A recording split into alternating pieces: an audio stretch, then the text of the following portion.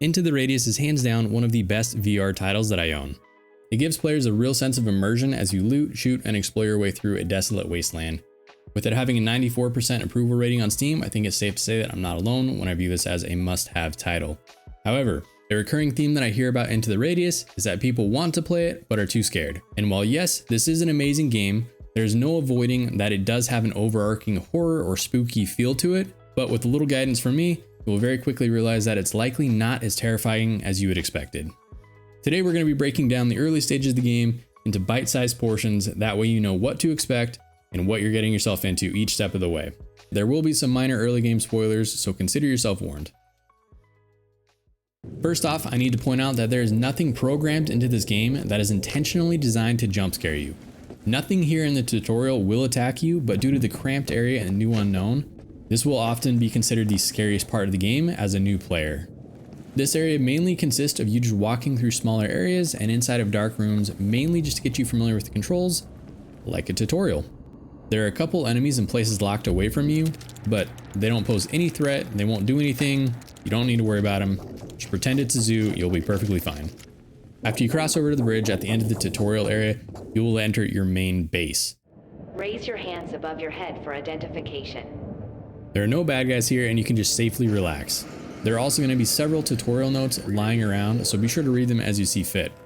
This is going to be where you accept, prepare, and turn in your missions. You can buy and sell items in the train car that's in the back of the base. And lastly, there's a shooting range where you can test weapons or just have some fun. Use this to determine if a weapon is worth buying before wasting your hard-earned money. For more info on weapons and gear, go check out this guy's The Range series. I'll link it down below. Very informative, you should go check it out. So, once you've accepted your first mission, you're going to be taken to an area called Permavate Route. Let's start by going over the enemies you will face and how to deal with them. First couple guys you're going to come into are spawns, which are little spider-like creatures that you will often hear coming from a long ways off. If you just sidestep them, they will never hit you. There's nothing to be afraid of. Fragments. Fragments are slow moving and you can easily just walk away from them. Just don't get cornered and you have nothing to worry about. Their weak spot is their heart, which turns into a core after getting shot. Just shoot or stab the core within 10 to 15 seconds or they will revert back to a normal fragment. Phantoms. Phantoms are the same as fragments, just harder to see, and they don't have a core. During the day, you'll have no problem seeing these guys, so don't worry about them too much. Mimic Policemen. Mimic Policemen are the only armed enemy you'll run into here in early game and can be very dangerous. They have spooky voice lines and scream when they die, which while scary at first, will quickly become the favorite sound that you hear because it means they're dead. Because they love to talk, they're very easy to find from a distance. Is Max coming out into play?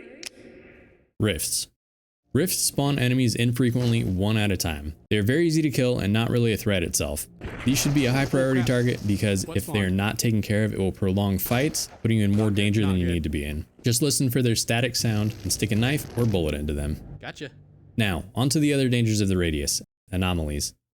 Anomalies will often spawn in the same location with minor variations each tide. They guard quest items and artifacts that sell for a decent amount of money. First up, we have the Reflector. Reflector isn't an enemy, but I've died more times to these than I'd like to admit. If you run into them, they'll bounce you away and into potentially fatal situations as they're often close to other anomalies. Died by a reflector. Sorry, bud. The Cube or Distortion Anomaly. These are often found near reflectors and can sometimes be very large. They don't do a lot of damage I've found, so technically you can just run through it if really needed to. Black Grass. These are found commonly in choke points inside of buildings and do small amounts of tick damage if you touch them. They don't like light, so just point a light source at it and they'll shrink away for a short time. The trick to dealing with these is to turn on a flashlight and just drop it on the ground facing it. It will stay there permanently until you move it again, almost negating these entirely. Gas or Haze Anomaly. There's only one location you'll find this in Permavate Route, and it needs a gas mask to get to it, but you won't have access to that right away, so I wouldn't worry about it. Like most other anomalies, it will deal small tick damage when touching it. Lightning. Lightning fields are the most terrifying anomalies for me. They're hard to pinpoint, deal a lot of damage, and force you to drop whatever you're holding in your hands, making it very hard to pick back up again. This almost always means you will lose the item you dropped. There's one found on the top of Permavate Route, and thankfully you can just hug the right wall and avoid it entirely. There are ways to maneuver around these fields, I just choose not to risk it.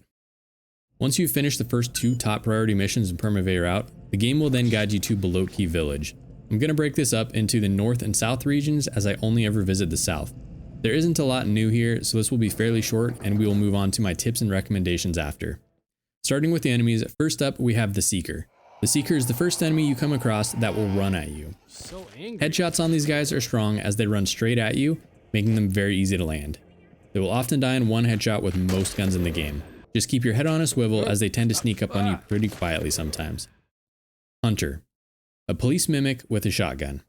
It's quiet and, like the name implies, will hunt you. You'll find him when heading northwest through the forested part of the map, and I almost always get ambushed by this guy when I'm on my way to do the first top priority mission that's in the factory. Web. The web anomaly is a bunch of thin black wisps that span over a large area. They're often hard to see normally, but at night they're nearly invisible.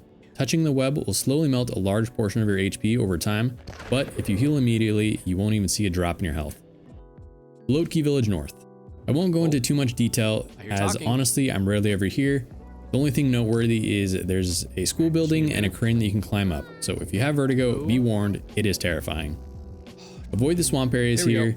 They're mostly full of hazard spots as well as seekers. If you just stay towards the south, nothing too crazy will really happen.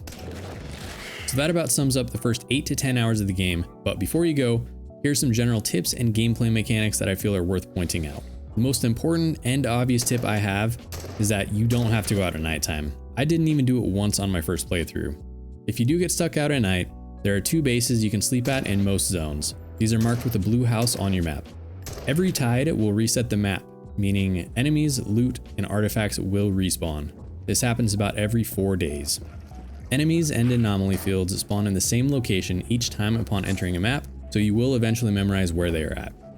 Soon in, Permavay Route becomes a very safe location for you to farm for money once you get armor. I recommend watching NoTbsp's money farming guide if you find yourself short on cash. Again, link will be in the description. As you progress further into the radius, you will face tougher and more heavily armed enemies. For the most part, you can just think of them as variations of the police mimics, but with better gear. There is the dreaded slider enemy that you will run into once you get to the end game, but you will have time to prepare yourself mentally for it. You will likely run into it first in the Kolho Zarya region. It's just an Enderman that makes noise when it teleports, has glowing eyes, and a halo over his head. You see pictures of him all over the base, so you'll get used to it. He's kind of like the poster boy of this game in a way. Lastly, there is a BTR that follows a set path in Kolho Zarya, but if you just avoid it, you'll be fine. You can't kill it, so it's more of an area denial mechanic than anything. Just leave it alone. The longer you play this game, the more desensitized you will get, and eventually you will begin to venture out at night, which is a lot of fun. If you feel I've missed anything, be sure to comment down below as I'm trying to make this as informative as possible for new players. Bye. Hope you find your dad. Feel free to go watch some of my other videos to live it vicariously through me if you aren't ready for this yet. The more you watch, the less scary it will become. I promise.